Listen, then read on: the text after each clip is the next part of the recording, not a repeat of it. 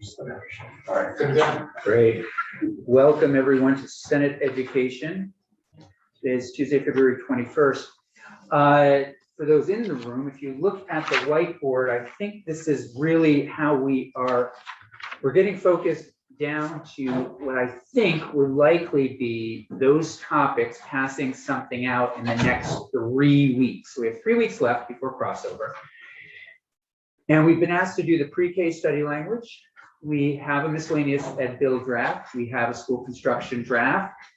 We have a school safety draft. And then universal meals is something that we're going to talk about today. And we just need to decide if we are ready to sort of move something, what that might look like after we hear some more testimony, or if we'd rather wait until and attach it to something the House sends us. So the House is sending us, I know for sure, a bill on independent schools and funding, and I know some kind of miscellaneous education bill.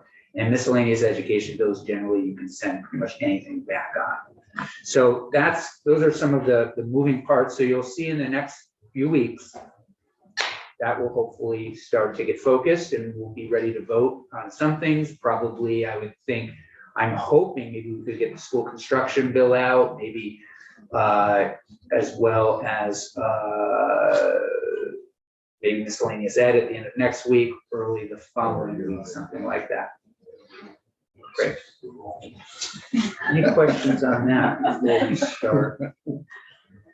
Okay, yes, Senator Jewett. Thank you, Chair. Yeah. Are we going to possibly discuss personal finance for? Yeah, it's a great question. I thought somebody in this house, there is a House bill, but if somebody wants to put that House bill in to the Senate, I haven't seen what it is. You mentioned this on Friday. The other thing is, if you want to attach anything to the miscellaneous ed bill on personal finance, that might be a good vehicle. Okay, great.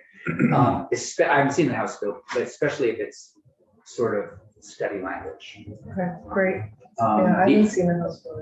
other thing that was raised on Friday was civic education. And does anything have to be done on that? The other option would be when we get their House bill, attach it and send it back. Okay. So, great. Mr. Chapman. And Ms. Briggs Campbell, you want to come up together? Yeah. Okay. So we're going to start today. I had a conversation with the Secretary of Natural Resource and Energy, and we know that report is out on testing, PCB testing in schools. We have a sense, senators may recall from the beginning of the session, we passed a bill several years ago, maybe 2 or 3 years, maybe just 2021, thank you, that required testing for PCBs in all our schools. I will look to those at the end of the table to correct me. And some of those results are starting to come back. And the timeline to test all schools, we gave a little more time, and now a little more time till when June 2025. June 2025, all schools will be tested. And I also, as I recall, you're prioritizing based on age of the building, perhaps construction that may have transpired in the building. If the building was built in the 1700s and hasn't been touched, probably not going to be looking for PCBs. But if it was built during a particular time frame, that would be more of a priority. Yes, And age of students as well. Sorry. And age of students. And the age of students. and free and reduced lunch. And food. So all those were put together as a way to prioritize certain buildings over others. Yes. Great. So with that, we'll leave it to the two of you now, and you can give us an update on how the testing is going. All right. And thank you. Oh, you're welcome. So for the record, my name is Matt Chapman. I am the Director of the Waste Management Prevention Division at the Department of Environmental Conservation. This isn't a beer, by the way. It's okay. I mean, Yeah, yeah. PCBs may warn. All right. So, I'm happy to back up if the committee wants a broader overview, sort of walking through what PCBs are, what the program is, and giving sort of a short. Sure. Does that make sense? So let me just sort of start, and I'm happy to also sort of share my notes so that you have them on reference. But So PCBs are polychlorinated biphenyls. They're manufactured mainly by Monsanto. They were used between 1930 and 1979. Basically, PCBs are persistent, meaning that they stay around for a really long time. They're bioaccumulative, which means they accumulate in people's bodies over time, and hazardous at pretty low levels. They're a probable carcinogen, and they also harm the immune, reproductive, nervous, and endocrine systems. PCBs were used in a variety of different applications, including things like caulking paint, fluorescent light ballasts, window glazing, ceiling tiles, spray-on fireproofing, mastics. They basically they were used prevalently throughout basically institutional type settings through Vermont. The way so as Senator Campion said, we were directed to develop a program to test all schools. It basically consists of a couple different parts. The first phase of what we do is to develop, basically we group like rooms together so that we're basically not testing every room, but testing sort of a cross section of rooms that represent the same type of building materials and same type of construction. So to try and reduce the amount of testing costs and frankly, better manage the process. The next step in our process is to sample rooms themselves. At this point, just to give you a universe of what we're dealing with, we have about 325 schools that are required to test as a part of this program. Of that, 27 schools have tested. There are 42 that are in the process of scheduling to test. So 27 haven't tested. 27 have actually been tested. And of those 27, 8 have had one sample that exceeded the standards for PCBs. And there are various levels of challenges associated with each of those schools, with Burlington being the most challenging. But there are some where they exceeded standards, but those standards are in what we call ancillary spaces. So it's like a closet, the attic, somewhere where you don't have children exposed all the time. And then there are some that have some more significant issues. So if you would, for the committee, of the 8, how many would you say are of higher concern that aren't in ancillary rooms? And spaces? Four. Okay. Yeah. Can I back up just? Absolutely. The standard. What is the standard? Who sets the standard? Are there competing standards? So the standard is, we've developed what are called school action levels. They were developed by the Vermont Department of Health. They are basically, there are three standards. It's, of course, let me see if my notes happen, because it's 30, 60, and 100. Yeah. And they're based on the age of the students that are in the classroom. So kindergarten to 6, not 6 to pre-K, K to 6, and then high school, 6 and above. And so basically there are different standards, but there are no really good standards for indoor air, right? The EPA doesn't have indoor air standards, and the EPA is using some fairly old toxicological data to develop their standards. So we asked the Department of Health to develop school-specific standards for us. And just to add, so I forgot to, Gilbert Campbell, Agency of Education for the record. And to add to that, there's also what's called an immediate action level. So as soon as a school exceeds the school action level, they now, and this is always important, right? We have the indoor air quality testing, but then there's what happens afterwards. So as soon as they exceed that school action level, they are then within the DEC regulatory framework, and they have a series of required steps that may or may not involve also the EPA, depending on the level. And they then are in that regulatory framework, and the school, meaning either the superintendent, if we're talking about a supervisory union or district, or the independent school head, now is required to take action. In addition to the school action levels, which may allow for students to remain in that space. They may remain in that space at a lower number of hours. They could remain in that space because there's nowhere else to put those students, in which case they need to take quicker mitigation measures, the strategies that we use to lower the amount of PCBs in the indoor air so that students and staff can safely remain in the space. There's also an immediate action level. That's 3 times the school action level for each of those age ranges. That was set by health, and that is essentially, if you are above that immediate action level, that group needs to not be in that space immediately. So if it was for only for pre-K, it was 90 and above. Pre-K students should not be in that space. Same thing for K through 6 and then 7 through adults. So there are sort of 2 levels of action that's required. Okay, Senator Lewis? Thank you, Yeah. Chair. So it's interesting to see that these numbers have shifted, because back a few years ago, I think they were at 15 nanograms per million cubed when Burlington was tested, Burlington High School, which was a unrealistically low number as far as I'm concerned. And it precipitated a whole bunch of unfortunate events.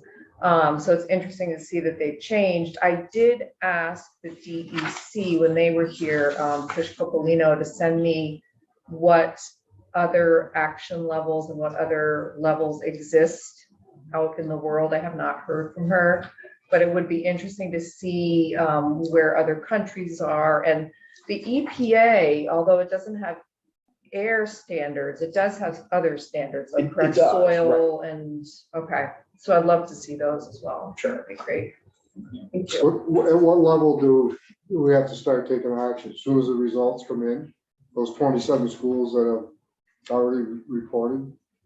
So the 27 schools we've tested, and of those, only 8 are above the school action level. Okay. So that means the remainder, either it was a non-detect, meaning no PCBs were detected at all, or it was below the school action level, in which case DEC essentially says, like, we may require monitoring if you change the age of students in the space, we may require retesting. But if you're above the school action level, the timeline here is that the results come in, health reviews them, DEC reviews them, a joint letter goes out, we meet with them, and then they have to choose what's called an occupancy option. And this was designed with DEC and health to try to give schools sort of some logistical flexibility and some operational flexibility. So you can lower the amount of time that students are in the room, in which case you don't need to take immediate action. You can keep students in the room, in which case you need to take more immediate mitigation strategies. So that can be increasing airflow, it could be cleaning, a whole variety of strategies that sort of kick into place. They have, the school has 10 days to respond with their occupancy option, and they also need to hire a consultant. And so also, if we're, sort of talking about all the elements here, as soon as they hire that consultant, the school begins to incur costs. So up to that point, it's a state-funded program, but as soon as you're above that school action level, you are incurring costs at the district or regions level. Yes, Senator. Potentially, what levers might Vermont have to encourage the EPA to encourage the EPA to set air standards related to schools? I mean, it seems like we've gotten a lot of visibility, but having a national standard would be more appropriate than a single state standard. I mean, we've certainly had conversations with the congressional delegation about this. I don't know that this is on EPA's sort of front burner of things to deal with. And this is not sort of atypical, especially as our understanding of contaminants evolves and EPA is kind of frozen in time in a lot of respects. It's like many things. I think, frankly, with the federal state relationship, we have a lot more ability to look at the evolution of science and the new information that's coming out that's generally developed by EPA, but then doesn't get translated into regulatory standards adopted by EPA. So we've certainly had those conversations. I don't know. I don't think it's something that's on their radar of doing in the near future. You can ask Beth St. James Hayden to come in and work with us to send a draft letter, write a draft, basically outlining a request from the committee. Senator Gould. Thank you, Chair. Just to follow up on Senator Weeks, though, if there were an EPA standard, that doesn't mean Vermont would follow it. I was going to say Vermont often reviews the standards and sets their own, right? So Like PFAS. for like PFAS. Kind of like more than worrying about the EPA, the parents find out, then we're gonna be put to task what we do. Yeah, and that's one of the things, so back to this, Senator Williams' point is, so now what's happening? So what's happening? Yeah. So I think there's sort of, let me sort of briefly go over, there are three sort of major categories of funding that are probably worth mentioning. First is the money for sampling. So there was $4.5 million appropriated to DEC for the purposes of conducting the initial sampling. Basically, that money is adequate through fiscal year 2024. We may be coming back in 2025 for a supplemental request to that, or in calendar year 24 next year, for FY25. There was in Act 178, there was a reservation of $32 million for remedial or cleanup work at these schools. And of that, 2.5 could be authorized by the emergency board to perform any immediate actions that were necessary. New senators know the emergency board? No.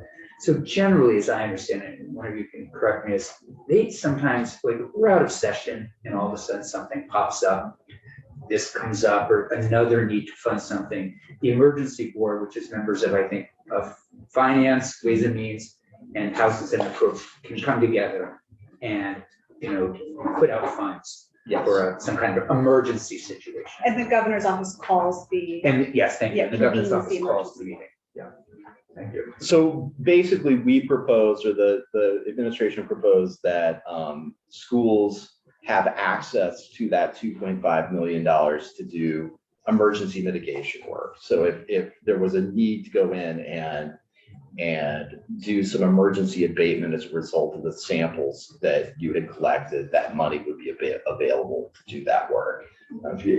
Yeah, and I can add a little bit of color to this because we are actually doing this now. So the kinds of costs that our schools are incurring if they're above the school action level is source investigation, right? So you have PCBs in your indoor air. Now we have to identify what is the source, right? So the costs associated with source investigation, the cost of the consultant, and then any DEC approved mitigation strategies. And we want to distinguish between mitigation and remediation. Remediation are those activities that will permanently remove the source of the PCBs. Mitigation are those strategies that lower the amount of PCBs in indoor air so that students and staff can remain in the space for educational purposes. So with mitigation, we're really working for a balance between, again, lowering that amount of PCBs in the air and reducing those health risks, and keeping kids in school for in-person learning, particularly in the context of pandemic and education recovery. That's critical. So these funds are available to support those activities. All of them are provided on a reimbursement basis, and DEC approves the work plan. So nothing that the schools do outside of that DEC approved work plan will be approved for reimbursement. And they know this, they hear from me a lot on this. And so that's on a 80-20 cost share on a reimbursement basis. And so we've seen some numbers coming in, data point of, 2. But if we look at, say, Cabot, which was one of our very first in Caledonia Central, their initial was something like 70,000, but they have to do additional source investigation. So that's additional costs. So probably closer to 90,000 at this point, just out of that 2.5 million. So nothing to do with permanent removal. Is Cabot a good example to pause and tell us how the rollout, communication with parents and families have gone? One of the things we took, one of the concerns the committee had last year and the year before was parents, you get a letter that says, the school has PCBs in it.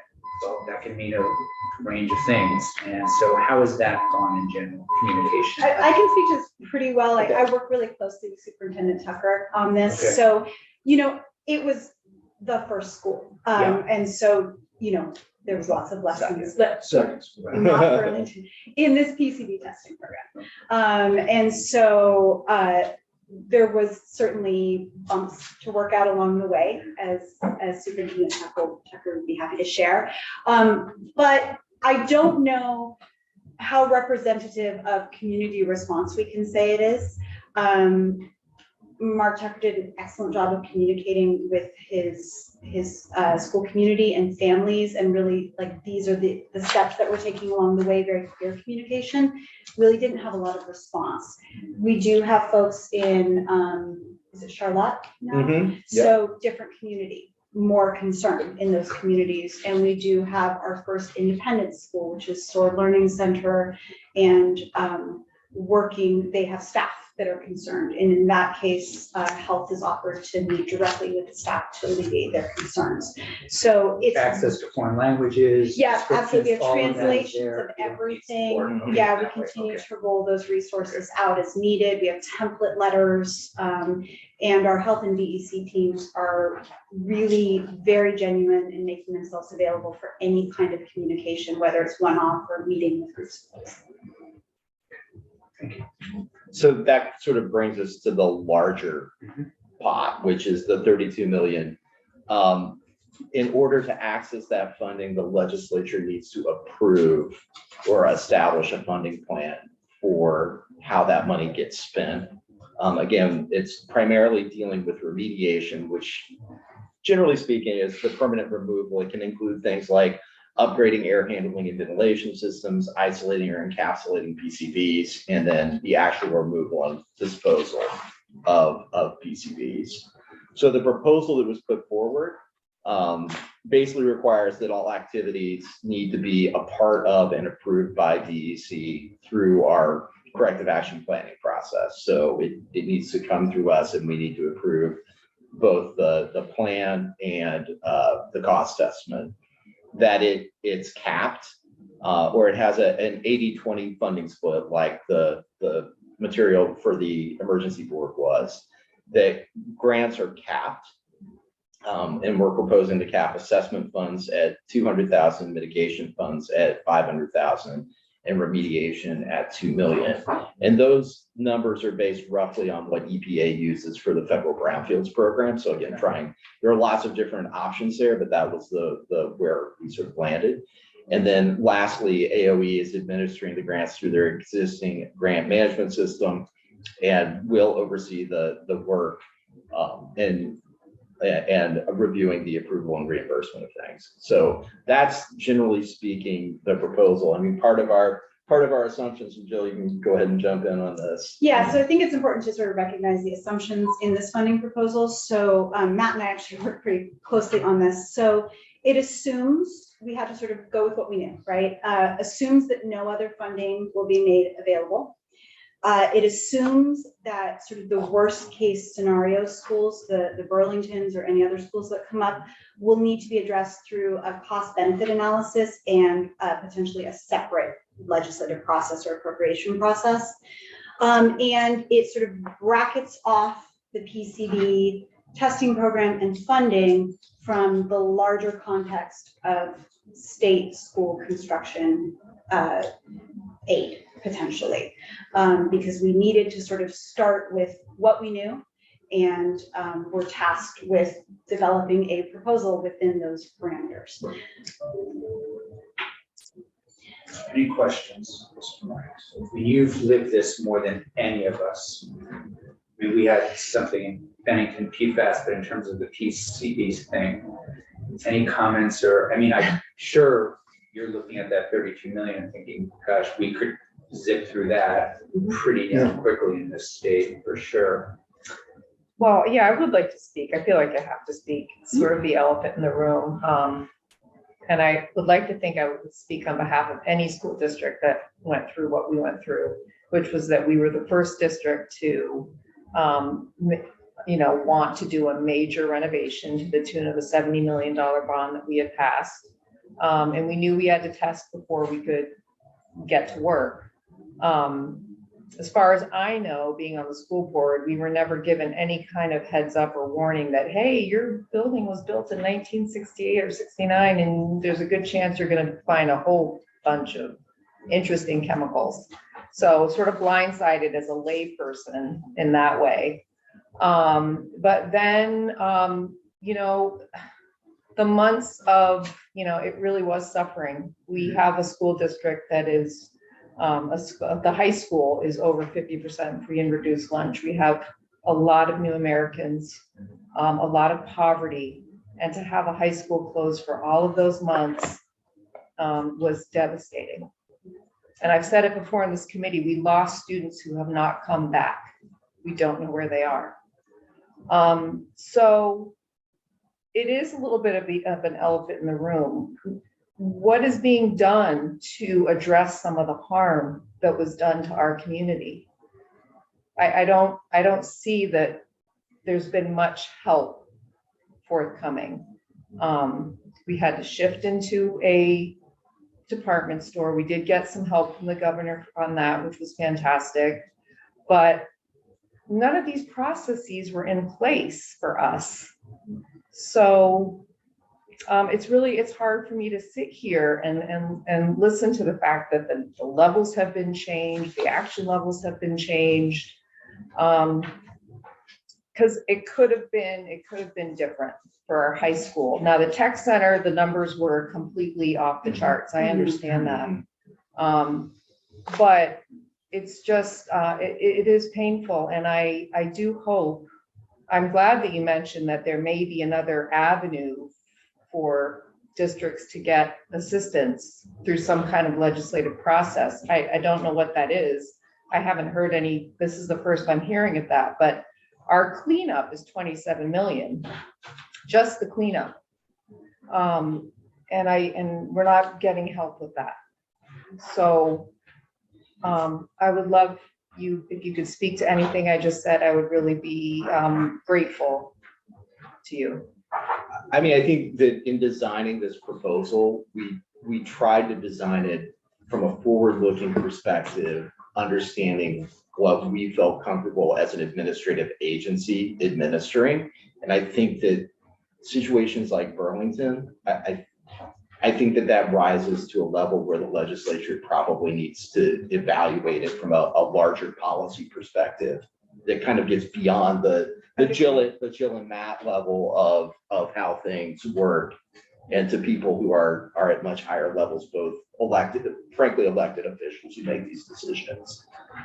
So we tried to create something that frankly we felt would deal with most of the schools most of the time, acknowledging that there is clearly one and potentially other outliers where policymakers will need to make decisions around those types of decisions.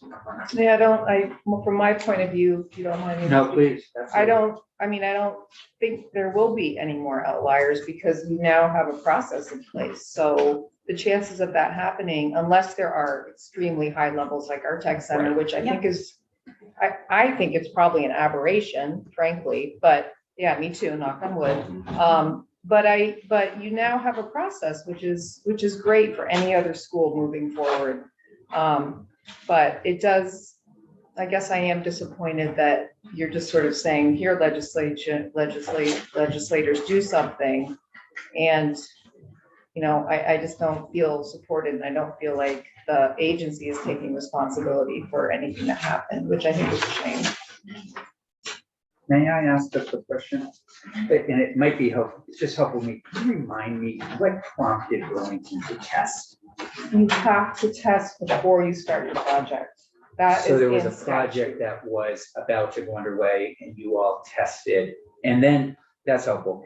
And the $27 million cleanup, is that being then asked by city to pay for that, or is that, so the city of Burlington That's is, the $165 million bond that we passed. okay, and 27 million is in that to do the PCB cleanup of the building, which could mean Mhm. taking it down or, Yep. yeah, I okay. mean, we are using some of our own funds Yeah. to subsidize that $165 million bond that really should be 190 million, but we were paying for a chunk of it through other sources.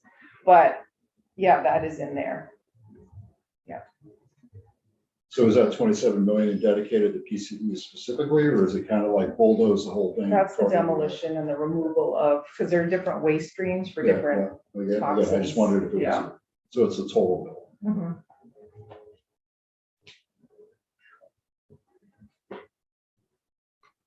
I mean, and to follow up on Senator Bulick's points, you know, it might be perhaps what we can do is talk maybe with Secretary Bed. I mean, the other piece of this, I think that you're saying, correct me if I'm wrong, is how do you, those kids that are lost and have lost so much academic time also, what can we do there too? I mean, I just saw an article just even during COVID, and it sounds like this is much more severe. The kids are not, they're just gone. I mean, they're just totally, yeah. I mean, I think that harm is done and we're working on it as a school district, but you know, now it's just this financial piece Yeah. that Okay. is real. Is there any model from the PFAS situation in Bennington that could be used to help the Burlington situation? Because well, here's Senator Bulick, just so you know, and others, in the end, correct me if I'm wrong, it was the contaminant, it was the polluter that ended up coming in this case, Saint-Gobain, that had bought the company in Bennington that had polluted and stepped up and said, okay, we're going to try to make people whole. And I don't know if there's a similar process that could be done with these kinds of chemicals that are coming into this, you know, the tragic, you know, disruptions. I don't know if that makes sense now. Well, I mean, I am aware that the city of Burlington has sued Monsanto trying to recover some of the, you know, to deal with some of these, and they have not been nearly as cooperative as Saint-Gobain was But in Bennington, it wasn't the town, it was the Attorney General's office. Is that Correct. accurate? It is accurate. Okay. Different things, I'm sure. Yeah, okay. So, I mean, I guess it's probably worth noting. I mean, Yeah. we don't have Yeah. everything in from Burlington yet, but they certainly are eligible for this program and probably could access up to close to the cap amounts that have been proposed here. So that is certainly not the cost that they're incurring, but is it certainly intended to make the program eligible for them. And just to note, the Agency of Education has been working very closely with the team from the Burlington School District on other sources of funding, including their ARPASSER funds. We've been in touch with the U.S. Department of Education to see if those funds could be used to support it. And Ed was not as helpful as we would have liked them to have been in terms of the kind of structuring out the limits, but they're aware. And of course, we use ESSER 2 state set aside dollars to fund the Macy's retrofit that enabled the students to move into that. And just for clarification, part of that chunk of money that I talked to, the discrepancy between the 190 and the 165 is ESSER funds that we sort of were hoping or assumed that we would be able to use those. So that is we've already allotted those. Yeah, and I'll just throw it out, I mean, it might be worth, if the committee is interested in heading north and checking out the situation at some point to better understand it, you know. Thank you, if you could show us around. Be happy to. And also, you know, DEC, AOE, we have been in contact with the federal delegation. We have talked to EPA about federal funding sources, certainly advocating for that. This will become a national issue. We're a little bit on the bleeding edge of it. We had that conversation with our delegation as well. And there are other states, Washington State has been dealing, they had a high school that had a similar situation in Los Angeles. So Just because you're so close to the topic, what are some of the mitigation efforts? You know, I'm familiar with asbestos as an example, but what do you do with PCBs? Do you mean the remediation, the removal or the mitigation? The mitigate, if it's in an area and et cetera, that it can be mitigated. Right. What are the mitigations? So wet washing, it can be as simple as just getting rid of the dust that is in the area because PCB adheres to dust. Improving ventilation and your HVAC system. Okay. There are carbon treatment sort of air exchange units that can go in, and basically you can treat the air through these systems. If it's beyond that, then we're starting to get into things like there's encapsulation methods that you can use, like they're encapsulating paints and other ways that you can encapsulate PFAS containing material so it doesn't off gas into the building. That's it. Excuse me. It's too many alphabets. Yes. For example, in another school, we found that in glass block windows, it was in the caulking, so we're doing plexiglass enclosures. And again, that's all about that balance of keeping students as much as possible in school for in-person learning. I ask one more question following up on Senator Julick's comment that I'm a little confused by. Was Burlington, in terms of the rates of PCBs or the levels, was it that Burlington under these new levels might have been still kept whole in a way? Whole isn't the right way. You know what I'm trying to understand that a little bit. So You know what I mean by whole? It's like people, the building, like there could have been some mediation. I mean, I think the tech center or the building it was Tech center totally, from what I'm right, hearing, exactly. off the charts. Those levels were incredibly high. As far as the rest of the building, I don't believe that there was ever an assessment done about whether, we normally go through a planning process where you look to see whether you can or can't. And this process wasn't in place when Burlington was there. I mean, this was Burlington in some respects, Senator, it was the genesis of pushing our development of how we're approaching this forward and see whether there are other issues in other schools.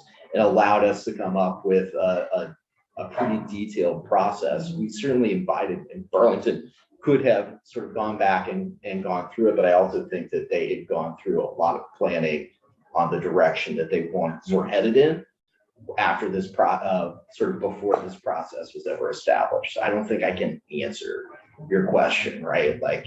Because we don't have the data to say whether Burlington could have or could not have, whether there was a cleanup alternative using this process. But I think, again, clearly not in building E and the rest of the building, I don't know. So from us, what do you need at this point? You need language, correct me if I'm wrong, that you've already drafted that we would put into, I'm guessing, I would ask Senator Kitchell perhaps to put it into the appropriations bill that would allow the access and the guidelines for that 32 million. So I think that there's some questions or prompts that we would want you to engage in if possible. And certainly we're very open to collaboration with the Superintendent's Association, independent schools. They will certainly have feedback to provide on this proposal, and I think are willing and eager to give it. So some of the prompts and questions to consider is the cost share question. Our proposal is an 80-20 cost share. I think the schools probably have opinions on that. The cap. Mm-hmm. And then the third piece is independent schools approved and recognized are also mandated to do this testing. We do have situations, not infrequent, where independent schools lease their buildings. So I think that that's a topic to wrestle with to some extent, and would need to be considered in statute. What about early childhood centers? I don't believe they are out of scope of this Yeah. investigation. When you said just rented buildings, I think sometimes, Absolutely. you know, Mhm. early Yeah. childhood centers Absolutely. also, and it's, And we've and also encountered that the with little lead ones testing. are where, I'm sorry, We encountered that with lead that's right, we did testing. the lead bill, that's right. Yeah, which is a much more straightforward and simple and cheaper solution. So PCBs and childcare centers would be. a big- Cheaper is in mitigation and. Yeah, the remediation for Lead lead is like swapping out a drinking fountain level of cost as opposed to PCBs. So, as far as you're concerned, you're okay if it goes in the big bill? This language, that would give us some more time, you know, it would give us time past crossover to dig into the 80-20, the cap, the independent school, whether or not we move in the direction of giving them access and what would that access look like, and the difference between approved and recognized. Yeah, and then also if there is, you know, Senator Gillick was pointing to this proposal sort of has to assume that those worst case scenario schools may need a different process. And so maybe that's also something to consider whether or not that process would be outlined at this point if you want to be thinking about it. Or if it's just the cap is the cap, is the cap. Yes, Senator Sheen. I'm just trying to think forward into the future regarding our school construction bill Yeah. and how we avoid quagmires like this in the future, 10, 20 years down the road. I guess I don't really have a question, but it's just a thought that I'm having regarding what we can do with that bill. To make sure that we're testing now for some things almost before certain buildings go up, Yeah, or just, something or like that, something, just yeah, so that or- conversations like this don't have Yeah. to happen again. Because I feel like Yeah. every 10 or 20 years, there's a new chemical that pops up Yeah, that, we either didn't understand the ramifications of it or that there just weren't any regulations to prevent those chemicals from going into either water or schools or public buildings. And yeah, just something to think about for that bill. do you have somebody in your bill that would respond to that question a little bit, like somebody, do we have DEC listed or some kind of expert on this stuff? Yeah, that's a We good can look. question. But there are, can I just say? Yeah, please, There are please. new standards though, Senator Hashim, that are much more rigorous and they're also around like energy efficiency and, so I think we should probably learn more about those. There are a energy couple, efficiency. there are a couple different certifications for new buildings that I think speak to everything from materials to energy efficiency to universal design to, Keeping chemicals out like this. so yeah, we should probably look at those. It was my understanding from the school construction conversation a while back that there are no statewide regulations for construction when it comes to school. Is that? There's there's things like There have to be square some- footage per yeah. student and some of those things, but that's actually part of Act 72 is to establish school construction standards. Yeah. On a statewide level. So work is underway. Gotcha. Thank you. Thanks. You're Any welcome. final Thank you. questions for either? Yeah, please. So I think, I'm not sure who has the action for that PCB level. Determined by the state. This Not by guy, the state, EPA, other Yeah. countries, other states. We'll try and pull something together. Yeah. and get it to you. Yeah, if you could email it to Hayden, that'd be great. Absolutely. Sure. Hard stuff. We really appreciate it. Any other questions?